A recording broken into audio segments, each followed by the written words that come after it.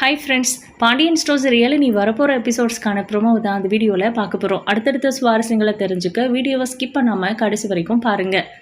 செந்தில் லஞ்சம் வாங்கின விஷயத்த மீனா கோமதி கிட்ட சொல்லும்போதே இந்த வீட்டில் இருக்கிற யார்கிட்டையும் சொல்லிடாதீங்க அத்தை ப்ளீஸ் அப்படின்னு ரெக்வஸ்ட் பண்ணி கேட்டுக்கிட்டாங்க. கோமதியும் நான் சொல்ல மாட்டேன் அப்படின்னு தான் சொன்னாங்க. ஆனால் வீட்டில் இருக்கிற அத்தனை பேர்கிட்டையும் சொல்லிட்டாங்க, பழனிக்கிட்டையும் சொல்லிட்டாங்க. பழனி போய் நம்ம அப்பத்தா கிட்ட சொன்னாலுமே கூட அந்த வீட்டில் இருக்கிற எல்லாருக்குமே ஸ்ப்ரெட் ஆயிரும் அப்படிங்கிறத கூட கோமதி யோசிக்காமல் விட்டுட்டாங்க. அது ஒன்றும் பெருமையாக சொல்லிக்கிற விஷயம் கிடையாது. இல்லை வேற ஏதாவது சம்மந்தப்பட்ட விஷயமா இருந்தால் கூட பரவாயில்ல. லஞ்சம் வாங்குறது அப்படிங்கிறத ஏதோ கொலை குத்தம் மாதிரி அவங்க யோசிக்கிறாங்க. அதனால தான் அதை மனசுக்குள்ளே வச்சுக்க முடியாமல் சொன்னாங்க. பட் லஞ்சம் வாங்குறது எவ்வளோ கேவலமான விஷயம்னு தெரிஞ்சிருந்தோம். அது வெளியே தெரிஞ்சா எவ்வளோ கேவலம் இன்னும் அதிகம் தானே அப்படிங்கிற மாதிரி கோமதி யோசிக்காமல் விட்டுட்டாங்க. செந்தில் கிட்ட சத்தியமும் கேட்டாங்க, அவரும் சத்தியம் பண்ணி கொடுத்துருக்காரு. அதோடு விடாமல் வீட்டுக்கு வந்து பாண்டியன் கிட்ட சொல்லிட்டாங்க. ஆக்சுவலாக மீனா தான் இதை பண்ணியிருக்கணும், கோமதி கூட பண்ணியிருக்க வேண்டாம். நம்ம மீனாவே பாண்டியன் கிட்டேயும் கோமதி கிட்டேயும் இந்த மாதிரி உங்கள் பிள்ளை பண்ணுறாரு அத்தை அப்படின்னு சொல்லியிருந்துருக்கணும். மீனா பண்ணலை, ஆனால் கோமதி மனசுக்குள்ளே வச்சுக்க முடியாமல் எல்லார்கிட்டையும் சொல்லிட்டாங்க. இது கொஞ்சம் கூட எதிர்பார்க்கல மீனா. அத்தை சொல்ல மாட்டாங்கன்னு நினச்சாங்க. ஆனால் கோமதியோட இடத்துல இருந்து யோசிச்சு பார்த்தா தான் தெரியும் அவங்களோட வேதனை வலி எல்லாமே. பாண்டியனுக்கு இந்த விஷயம் தெரியும் போது செந்தில் அடின்னு வெளுக்கிறாரு. அப்போ தான் மீனாவுக்கு தெரியுது அத்தை யார்கிட்டையும் சொல்ல வேண்டாம்னு சொல்லியிருந்தோம், எல்லார்கிட்டையும் சொல்லிட்டாங்க போல இருக்கு அப்படின்னு மீனா திருன்னு முழிச்சிட்டு இருக்காங்க. நான் உன்னை இப்படியா வளர்த்தேன், இப்படி சொல்லி கொடுத்தா வளர்த்தேன், அடுத்தவன் பணத்துக்கு ஆசைப்படக்கூடாது, அடுத்தவனோட எந்த கஷ்டத்தையும் நம்ம திருடக்கூடாது, உழைச்சி சாப்பிடணும், உழைச்சி சம்பாதிக்கணும்னு எவ்வளவோ சொல்லி கொடுத்து வளர்த்துருப்பேன், நீ மட்டும் ஏன்டா இப்படி இருக்கே அப்படின்லாம் சொல்லி போட்டு அடின்னு வெளுக்கிறாங்க. அதுக்கப்புறம் ஒட்டுமொத்த குடும்பத்து முன்னாடியும் செந்தில் தனக்கு குனிஞ்சு நிற்கிறாரு. இப்போ அவர் ரூமுக்கு போகும்போது மீனா சாரிங்க நான் அத்தை கிட்ட மட்டும்தான் சொன்னேன் அப்படின்னு பேச வராங்க. ஆனால் செந்தில் பேச மாட்டேங்கிறாரு. ஒரு வழியாக எல்லார் முன்னாடியும் இவ்வளோ பெரிய விஷயத்த சொல்லி நான் அசிங்கப்படுத்திட்டல அப்படின்னு கேட்கும்போது, ஓ நீங்கள் லஞ்சம் வாங்கும்போது உங்களுக்கு அசிங்கமாக இல்லை, ஆனால் இதை பற்றி வீட்டில் இருக்கிறவங்க உங்களை கண்டித்து பேசும்போது உங்களுக்கு அசிங்கமாக இருக்குது, போலீஸ்காரங்க பிடிச்சிட்டு போயிருந்தாங்கன்னா இதை விட அசிங்கமாக இருந்துக்கோங்க, பேப்பரில் டிவிலெலாம் வந்திருக்கோம் பரவாயில்லையா அப்படின்னு கேட்டுட்டு கோவம் வர்றதை பாரு, பண்ணுறதையும் பண்ணிட்டு அப்படின்னு மீனா கோச்சிட்டு அமைதியாக போய் பெட்டில் உட்காந்துக்கிறாங்க. செந்திலுக்கு அங்கே ரூமில் இருக்கவே பிடிக்கல. அவங்க பாட்டுக்கு ஒரு ஃபில்லோ எடுத்துக்கிட்டு மொட்டை மாடிக்கு போயிடுறாங்க. கதிர் ஏதோ யோசிச்சுட்டு நின்றுட்டு இருக்காரு. இங்கே என்னென்ன பண்ணுற அப்படின்னு கேட்கும்போது, ஒன்றும் இல்லைடா அண்ணே நான் சொல்லலைண்ணே அப்படின்றாங்க. தெரியும்டா மீனா தான் சொல்லியிருக்கா அம்மா கிட்ட, அம்மா யார்கிட்டையும் சொல்லிட்டாங்க, பரவாயில்ல இருக்கட்டும், இதுதான் நடக்கும்னு தெரிஞ்சிருந்தோம், நானும் அந்த லஞ்சம் வாங்கியிருக்க கூடாது அப்படிங்கிற மாதிரி ரொம்ப வருத்தப்படுறாரு. சரி விடு நான் எல்லாம் சரியாயிரும்னு. அடுத்த நாள் காலையில் செந்தில் வேலைக்கு போகலை, ஆக்சுவலாக லீவு அப்படின்னு சொல்கிறாரு. எதுக்குடா லீவ் போட்ட அப்படின்னு பாண்டியன் கோவமாக கேட்குறாங்க. மனசு சரியில்லை அப்படின்னு. இங்கே பாடுறா, இனிமேவும் இந்த வீட்டில் நீ இருக்கணும் அப்படின்னு நினச்சேன்னா நீ லஞ்சமாக வாங்கின பாரு பணம், அந்த பணத்தை நல்ல விதத்தில் போய் செலவு பண்ணிட்டு வா.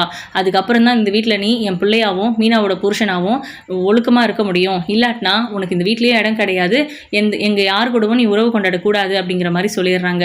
இதை கேட்டு செந்தில் பயங்கர அதிர்ச்சி ஆகுறாரு. அதனால் சரின்னு சொல்லி வெளியே கிளம்பும்போது அவருக்கு ரவி ஞாபகம் தான் வருது. நேராக மீனாவோட அப்பா கிட்ட போகிறாங்க. அவர் அங்கே இல்லை ஆஃபீஸ் போயிட்டாருன்னு சொல்கிறாங்க. ஆஃபீஸ்க்கு போய் அவர்கிட்ட பேசுறதுக்கு நான் சரியாக இருக்காதுன்னு ஃபோன் பண்ணுறாங்க. தோட்டத்துக்கு வாங்க மாமா உங்ககிட்ட பேசணும் அப்படின்னு. அதுக்கப்புறம் தோட்டத்தில் வெயிட் பண்ணிட்டு இருக்காரு செந்தில். இப்போ ரவி வந்துடுறாரு காரில். அவர் வரும்போதே ஒரு மாதிரி கோவமாக வராரு செந்தில் மேலே. என்னாச்சு மாமா, ஏன் என் மேலே கோவமாக இருக்கீங்களா அப்படின்னு. ஏன் மாப்பிள்ள மீனா கிட்ட இந்த விஷயம் எதுக்கு சொன்னீங்க அப்படின்னு. அதான் அன்றைக்கி ரைடு வந்தாங்கல்ல, அன்றைக்கி எனக்கு ஏதாவது ஆயிருக்குமோ அப்படிங்கிற பயத்தில் அவளா நேரில் வந்தா, நான் ஒரு பதட்டத்தில் சொல்லிட்டேன் மாமா, என்ன அரெஸ்ட் பண்ணுற மாதிரி இருந்துச்சு, அதான் நான் உங்ககிட்ட சொன்னனே அப்படின்றாங்க. சரி மீனாவுக்கு தெரிஞ்சதுனால அவள் எனக்கு ஃபோன் பண்ணி கத்துனா சரி, ஆனால் உங்கள் வீட்டில் இருக்கிற எல்லாருக்கிட்டையும் சொல்லிட்டாலாமா அப்படின்னு கேட்குறாங்க. யார் மாமா சொன்னது அப்படின்னு கேட்குறாங்க. நீ வீட்டுக்கு போயிருந்தல்ல, உன் அத்தை கிட்ட சொல்லியிருப்ப போல இருக்கு, அவள் சொன்னா எனக்கு அப்படின்றாங்க. மனசு தாங்கலை மாமா, என்ன பண்ணுறதுன்னு தெரியல, நீங்கள் அந்த பணத்தை எல்லாம் கொடுங்க, நல்ல விதமாக ஏதாவது ஒரு புண்ணிய காரியத்துக்கு செலவு பண்ணிவிட்டு அப்பா வீட்டுக்கு வர சொன்னார், அப்படி இல்லாட்டினா வீட்டில் சேர்த்த மாட்டேன், அவரோட பிள்ளைய நான் இல்லைன்னு சொல்லிடுவேன் அப்படின்லாம் சொல்லி மிரட்டுறாரு அப்படின்றாங்க. பரவாயில்ல மாப்பிள்ள இருக்கட்டும், நீங்கள் நம்ம வீட்டுக்கு வாங்க அப்படின்றாங்க. என்ன மாமா சொல்கிறீங்க அப்படின்னு. அதெல்லாம் அவங்க அப்படி தான் சொல்லுவாங்க, நீங்கள் யோசிக்காதீங்க, உங்களுக்கு நான் இருக்கேன், மீனாவை நான் பெத்தேன், ஆனால் உங்களை பெத்த தான் நினச்சிக்கிறேன், நீங்கள் வாங்க, அவள் அந்த வீட்டு பிள்ளையா இருக்கட்டும், நீங்கள் நம்ம வீட்டு பிள்ளையா இருங்க, வாங்க மாப்பிள்ள அப்படின்னு வீட்டுக்கு கூப்பிட்டு போகிறாங்க. இங்கே பாரு யார் வந்திருக்கிறது சாந்தி அப்படின்னு அவங்க ஒய்ஃபை கூப்பிடுறாங்க. சாந்தி 2 நாளைக்கு மாப்பிள்ளை நம்ம வீட்டில் தான் இருப்பாப்புல, மீனா ஃபோன் பண்ணி செந்திலை பற்றி கேட்டாலும் சொல்ல வேண்டாம் அப்படிங்கிற மாதிரி சொல்கிறாங்க. இல்லை அவகிட்ட நான் பேசிக்கிறேன் அப்படின்றாங்க. இல்லை மாப்பிள்ளை நீங்கள் எங்கே போனீங்கன்னு தெரியாமல் அவங்க எல்லா தவளும் தேடட்டும், அதுக்கப்புறம் தான் அவங்களுக்கு உங்களோட அருமை தெரியும், நீங்கள் இங்கே இருக்கிறதா சொல்லாதீங்க, உங்கள் ஃபோனை முதல்ல சுவிச் ஆஃப் பண்ணிவிட்டு என்கிட்ட கொடுங்க அப்படின்னு ரவி வாங்கி வச்சுக்கிறாரு. இப்போ செந்தில் அந்த வீட்லேயே ஹவுஸ் அரெஸ்ட் மாதிரி இருக்காரு. மீனாவாக இருக்கட்டும் மற்றவங்களா இருக்கட்டும் செந்திலை தேடுறாங்களே தவிர, அதாவது எங்கே இன்னும் வரலை, எந்த இன்ஃபர்மேஷனும் இல்லை அப்படின்னு பேசினாலும் அவன் நிறைய பணம் வாங்கியிருப்பான் போல இருக்கு, அது எல்லாத்தையும் செலவழிச்சிட்டு வரட்டும், அதுவும் புண்ணிய காரியங்களுக்கு அந்த மாதிரி ஏதாவது பண்ணிட்டு வந்தான்னா பார்க்கலாம் அப்படிங்கிற மாதிரி பாண்டியன் யாருமே அவனை தேடி போகிறது, அவனுக்கு ஃபோன் பண்ணுறது இந்த மாதிரிலாம் பண்ணக்கூடாதுன்னு ஸ்ட்ரிக்டாக சொல்லிட்டாரு. செந்தில் ஆனால் இங்கே ஜம்முன்னு தான் வந்து மாமனார் வீட்டில் உட்காந்துட்டு இருக்காரு. இன்னொரு பக்கம் பாண்டியன் கடையில் வேலை பார்த்துட்டு இருக்காரு. அவரால் ஒழுங்காக கவனிக்கவே முடியல. நம்ம ஒவ்வொரு ரூபாயும் அடுத்தவனோட காசுக்கு ஆசைப்படக்கூடாதுன்னு எவ்வளோ நேர்மையாக தொழில் பண்ணிட்டு இருக்கிறோம். ஆனால் இவன் என்னடானா அடுத்தவன் காசை லட்ச லட்சமாக கொள்ளையடிச்சிருக்கானே அப்படின்னு அதே ஞாபகத்தில் இருக்காரு. அப்போ பார்த்து மயில் வராங்க கடைக்கு. வீட்டுக்கு போகாமல் நேராக இங்கே வந்திருக்காங்க மயில். மயிலோட இன்டென்ஷன் வந்து சுடர் தான். சுடரோட இந்த கல்யாணத்தை நிறுத்தணும் அப்படிங்கிறது. சுடரையே ஒரு வழியாக கன்வின்ஸ் பண்ணி அவங்க வாயாலேயே சம்மதம்னு சொல்ல வச்சுட்டாங்க. ஆனால் சம்மதமே இல்லாமல் தான் சுடர் சம்மதம்னு சொல்லியிருக்காங்கங்கிறது மயிலுக்கு நல்லாவே தெரியும். அதை பற்றி சுடர் கிட்ட பேசக்கூடாதுன்னு பாக்கியம் சொல்லிட்டாங்க. இப்போ உதவி கேட்டு தான் பாண்டியன் கிட்ட வந்திருக்காங்க. வாப்பா வா உட்காரு, என்னப்பா இந்த வெயிலில் வந்திருக்கிற, ஏதாவது சோடா இது கொடுக்கவா அப்படின்னு கேட்குறாரு. இல்லை மாமா, அதுக்காக நான் வரல, உங்ககிட்ட ஒரு முக்கியமான விஷயத்தை பற்றி பேசிட்டு போகிறதுக்காக வந்திருக்கேன் அப்படின்னு. எதை பற்றிப்பா? சரவணனை பற்றியும் உன்னை பற்றியுமா அப்படின்னு. இல்லை மாமா, இது என் குடும்பத்தை பற்றி, என் தங்கச்சியை பற்றி அப்படின்னு சொல்கிறாங்க. என்னப்பா நீங்கள் தான் பெரிய இடத்துல சம்மந்தம் பண்ண போகிறீங்களே, அப்புறம் என்ன அப்படின்றாரு. மாமா வார்த்தையால் குத்தி கிழிக்காதீங்க மாமா அப்படின்னு சொல்லி வருத்தப்படுறாங்க. இல்லைப்பா நான் சீரியஸாக தான் சொல்கிறேன். எப்படி இருந்தாலும் சுடருக்கு அந்த வீட்டில் மாப்பிள்ளை பார்த்துருக்கீங்க, அப்புறம் என்ன நீங்கள் நினச்ச மாதிரி இன்னும் கௌரவமான ஒரு குடும்பத்தில் வாழ போகிறீங்க. எங்கள் குடும்பம்லாம் ஒரு குடும்பமா, உங்கள் அம்மாவை பொறுத்த வரைக்கும் அப்படின்னு எதோ பேசுகிறாரு. இதை தான் மாமா சொன்னேன், வார்த்தையால் குத்தி கிழிக்காதீங்கன்னு. உங்களால் எனக்கு ஒரு உதவி ஆக வேண்டியது இருக்குது, அதுக்காக தான் வந்திருக்கேன் அப்படின்னு. என்னம்மா சொல்லு அப்படின்னு கேட்குறாங்க. சுடருக்கு இந்த கல்யாணத்தில் விருப்பமே இல்லை. எங்கள் அம்மாவும் அப்பாவும் அவளை என்ன சொல்லி கன்வின்ஸ் பண்ணி சம்மதிக்க வச்சாங்கன்னு எனக்கு தெரியல. இப்போ அம்மா என்ன சொன்னாலும் அதுக்கு நான் சம்மதிக்கிறேன்னு சொல்கிறா. எனக்கு என்னமோ ரொம்ப பயமாக இருக்கு மாமா. சுடர் இருக்கிறத பார்த்தா அவள் ஏதாவது தப்பான முடிவு எடுத்துருவாளோன்னு எனக்கு பயமாக இருக்குது. தயவு செஞ்சு அவளை நீங்கள் தான் காப்பாற்றணும்னு. நான் என்னப்பா இதில் பண்ண முடியும் அப்படின்னு கேட்குறாங்க. எப்படி பார்த்தாலும் ராஜியோட அப்பாவும் நீங்களும் நல்லா தானே பேசிக்கிறீங்க. எனக்கு தெரிஞ்சு மீனா சொல்லி நான் கேள்விப்பட்டது என்னன்னா, மீனா ராஜியோட அப்பா அம்மா அவங்க எல்லாரும் நம்ம குடும்பத்து கூட எல்லாரு கூடவும் நல்லா மிங்கிளாக பேசுகிறாங்கங்கிறது அவங்க கிட்ட சொல்லி அவங்க மூலமாவாச்சும் தயவு செஞ்சு குமாரோட அப்பா கிட்ட சொல்லுங்க, இல்லைனா அப்பதான் இருக்காங்கல்ல அவங்க மூலமாவாச்சே சொல்லி அவங்களுக்கு புரிய வைங்க, இந்த கல்யாணம் வேண்டான்னு தயவு செஞ்சு இந்த ஹெல்ப் எனக்கு பண்ணுங்க மாமான்னு. அது எப்படிப்பா நான் இதெல்லாம் பண்ண முடியும்? அவங்க கிட்ட எல்லாம் அந்த அளவுக்கு நான் பேச்சுவார்த்தை நடத்தல. அப்புறம் குமாரோட வாழ்க்கைக்கு எடுக்க பார்க்குறேன்னு சொல்லுவாங்க அப்படின்றாங்க. குமாரை பற்றி உங்களுக்கு தெரியாததில்ல, நான் எதுவும் சொல்ல விரும்பலை. என்னதான் என் வாழ்க்கை இப்படி ஆயிடுச்சு அப்படின்னாலும் தங்கச்சியோட வாழ்க்கை நல்லா இருக்கணும்னு நான் நினைக்கிறேன். அவரோட வாழ்க்கைக்காக நான் எந்த எல்லைக்குனாலும் போலான்னு இருக்கேன் அப்படின்னு சொல்கிறாங்க. அப்புறம் நம்ம பாண்டியன் கொஞ்சம் நேரம் யோசிக்கிறாரு. அதுக்கப்புறம் சரிப்பா நான் ஒரே ஒரு ஐடியா சொல்கிறேன், அது சரியாக வருமானு பாரு அப்படின்றாரு பாண்டியன். என்னவாம்மா அப்படின்னு கேட்குறாங்க. நேராக போலீஸ் ஸ்டேஷனுக்கு போ, என் தங்கச்சிக்கு விருப்பம் இல்லாமல் ஒரு கல்யாணத்தை பண்ணி வைக்க பார்க்குறாங்க எங்கள் அப்பாவும் அம்மாவும் அப்படின்னு ஒரு கம்ப்ளைண்ட்டை கொடு. அதுக்கப்புறம் உங்கள் அப்பாவும் அம்மாவும் அமைதியாகிடுவாங்க, கூப்பிட்டு விசாரிச்சுட்டு விட்டுருவாங்க அப்படின்னு சொல்கிறாங்க.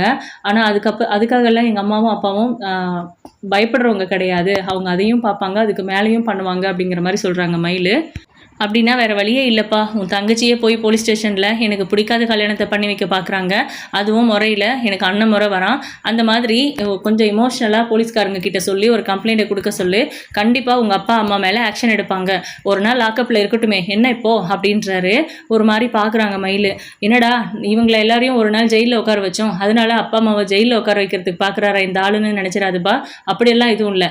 எனக்கு தெரிஞ்சது இதுதான், போலீஸ்காரங்க மட்டும்தான் இந்த விஷயத்தில் உங்களுக்கு உதவி பண்ண முடியும். நீ நேராக போலீஸ்கிட்ட போய் பேசு, இல்லையா மாதர் சங்கம் அந்த மாதிரி கொஞ்சம் பொறுப்பான இடத்துல இருக்கிறவங்கள பார்த்து கேளுப்பா. என் வார்த்தைகள்லாம் அந்த வீட்டில் மரியாதை கிடையாது.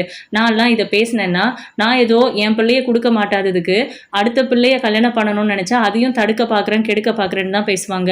உனக்கு தெரியுமாப்பா, அரசியை தான் அவங்க முதல்ல பொண்ணு கேட்டு வந்தாங்க, நான் கொடுக்க மாட்டேன்னு சொல்லிட்டேன். அரசியும் அவனை எனக்கு பிடிக்காது கட்டிக்க மாட்டேன்னு சொல்லிட்டா. இப்போ கடைசியில் இப்படி ஒரு முடிவு எடுத்திருக்காங்க. அவங்க ஏன் இப்படி முடிவு எடுத்தாங்க எதனாலன்றதெல்லாம் எனக்கு தெரியாது. ஆனால் அவங்கள பொறுத்த வரைக்கும் அந்த கல்யாணம் நடக்கணும் அப்படிங்கிறது தான். குமாரோட வாழ்க்கையில் கல்யாணங்கிறது ஒன்று நடக்கணுங்கிறதுக்காக மட்டும்தான் உன் தங்கச்சி அவங்க கல்யாணம் பண்ணணும்னு நினைக்கிறாங்க. அதுக்கப்புறம் என்ன நடக்கும், அவங்க எப்படி பார்த்துக்குவாங்க அப்படிங்கிறது எல்லாமே உனக்கு நான் சொல்லி தெரிய வேண்டியதில்லை அப்படின்னு சொல்கிறாங்க. தேங்க்ஸ் மாமா, உங்ககிட்ட பேசினதுக்கப்புறம் எனக்கு ஒரு தெளிவு கிடச்சிருக்கு. இப்போவே நான் சுடர்கிட்ட பேசி போலீஸ் ஸ்டேஷன் கூப்பிட்டு போகிறேன், இந்த நிச்சயம் நடக்கக்கூடாது அப்படிங்கிற மாதிரி சொல்லிட்டு மயில் வீட்டுக்கு கிளம்பி போகிறாங்க. பாண்டியன் கிட்ட சுடருக்காக அவங்க ஹெல்ப் கேட்டாலும் கூட நம்ம பாண்டியன் கொஞ்சம் கூட யோசிக்காமல் என்னதான் இருந்தாலும் நம்ம குடும்பத்தை அசிங்கப்படுத்திட்டு போன போனவங்களாச்சேன்னு எல்லாம் மனசில் வச்சுக்காம நம்ம சுடருக்காக சூப்பராக ஒரு ஐடியா கொடுத்துருக்காரு. இப்போது மயில் நேராக போய் சுடர்கிட்ட இந்த விஷயத்தை பற்றி பேசலான்னு நினச்சா அங்கே அவங்க அப்பாவும் அம்மாவும் எங்கே போயிட்டு வர அப்படின்னு கோவமாக கேட்குறாங்க. அவங்க அப்பா வேற முறைச்சிக்கிட்டு இருக்காரு. என்னடி பழைய குடும்பத்து கூட உன் மாமனார் குடும்பத்து கூட உறவு கொண்டாடுறியா? கடை வரைக்கும் போயிட்டு வந்தியாமா? என்ன பேசிட்டு வந்த அப்படின்னு கேட்குறாங்க. ஒன்றும் இல்லை அப்படின்ட்டு சுடர் அப்படின்னு கூப்பிடுறாங்க. அவள் இங்கே இல்லை, சவுளி எடுக்கிறதுக்கு கூப்பிட்டு போயிருக்காங்க மாப்பிள்ளை வீட்டுக்காரங்க அப்படின்றாங்க. எதுக்கு சவுளி அப்படின்னு? அதுவா, நிச்சயத்துக்கு புடவை நகையெல்லாம் வாங்கணும்னு இவளோட அளவு கேட்டாங்க. மோதிரத்துக்கு அளவு எதுக்கு, அவளையே கூட்டிகிட்டு போய் அவளுக்கு பிடிச்சதே வாங்கி கொடுங்கன்னு அனுப்பி விட்டுருக்கேன். இந்த மாதிரி எல்லாம் கொடுப்பன அமையுமா? உங்கள் வீட்லேயும் தான் பேசினாங்க, இப்போ வரைக்கும் பேசிக்கிட்டே இருக்கிறாங்க. உங்களதெல்லாம் ஒரு குடும்பமா அப்படிங்கிற மாதிரி பேசுகிறாங்க. மயிலுக்கு ஒரு மாதிரி அசிங்கமாக இருக்குது. இவங்க பேசுகிறது, இவங்க நடந்துக்கிறது எதுவுமே பிடிக்கல. அதனால சுடர் வரட்டும், அதுக்கப்புறம் பேசிக்கலாம் அப்படின்னு மயில் யோசிச்சு வச்சுருக்காங்க. நம்ம சுடர் மயில் சொல்கிறத கேட்டு இந்த கல்யாணத்தை நிறுத்துறதுக்கு ஒத்துக்குவாங்களா, இல்லை அப்பா அம்மா சொன்ன மாதிரி இந்த கல்யாணம் நடக்கட்டும்னு நினைக்க போகிறாங்களா அப்படிங்கிறதெல்லாம் வெயிட் பண்ணி பார்க்கலாம். உங்களோட கருத்துக்களை கமெண்ட் பாக்ஸில் மறக்காமல் சொல்லுங்கள். இந்த வீடியோ உங்களுக்கு பிடிச்சிருந்தது அப்படின்னா லைக் பண்ணுங்கள், ஷேர் பண்ணுங்கள். தேங்க்யூ.